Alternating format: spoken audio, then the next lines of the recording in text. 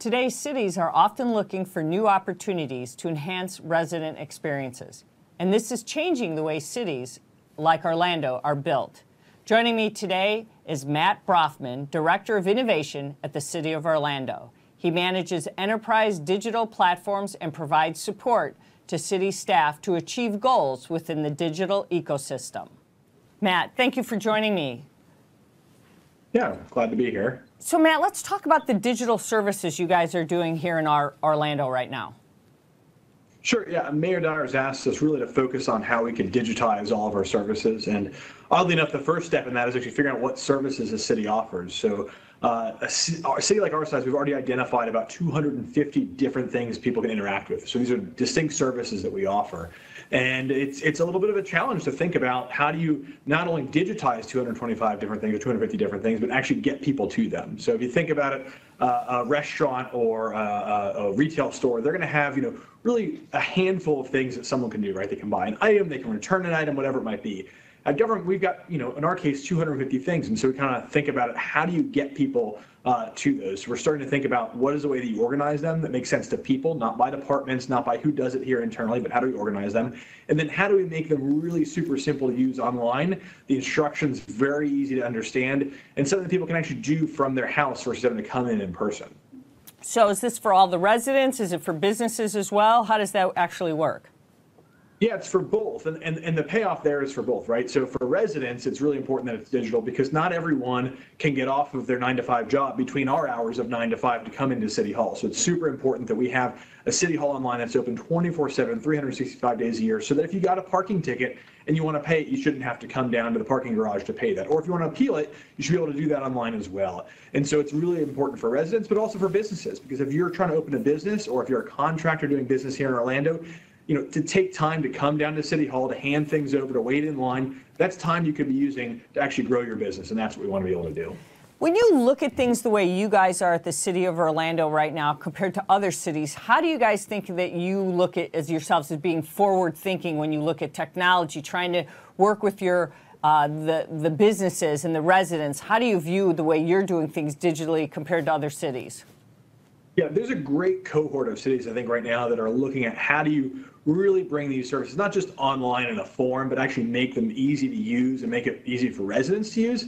And so we're in that cohort. But where we think we've kind of got a unique opportunity is, A, Mayor Dyer is fully on board. This is something he supports, something he's been pushing us to do. And B, we're a big city, but we're not so big that we get stuck in bureaucracy. And we've got a team now that Mayor Dyer's asked us to bring on board that is going to focus just on these digital services, either improving the ones that are already out there or bringing more of them online. And so we think we're kind of in a unique position being a mid-sized city that's got the resources behind it to make this happen. Do you think digital services will eventually help in how cities are being built? Do you think that'll also contribute to that in the long run? Yeah, I mean, on a variety of levels. The first is just on the pure development aspect of it, right? The easier it is to do business with a city, the more likely somebody is going to want to come back and do business. So small developers becoming medium-sized developers, becoming larger developers, that will really shape our city. And then the other thing that we like to think about is, we've got lots of projects with sensors and data and all these things that are happening. We know that's the direction cities are headed in.